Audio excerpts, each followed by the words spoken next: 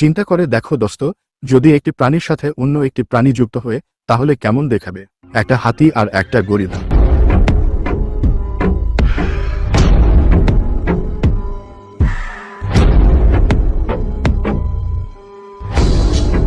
একটা শার্ক আর একটা ইঁদুর।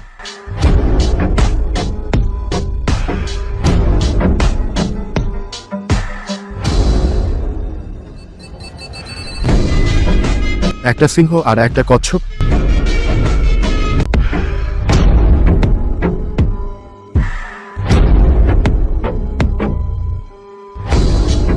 লাস্টেরটা তো অনেক ডেঞ্জারাস, সেটা দেখার আগে প্লিজ দোস্ত ভিডিওতে একটা লাইক আর চ্যানেলটা সাবস্ক্রাইব করুন। একটা মুরগি আর একটা ইঁদুর।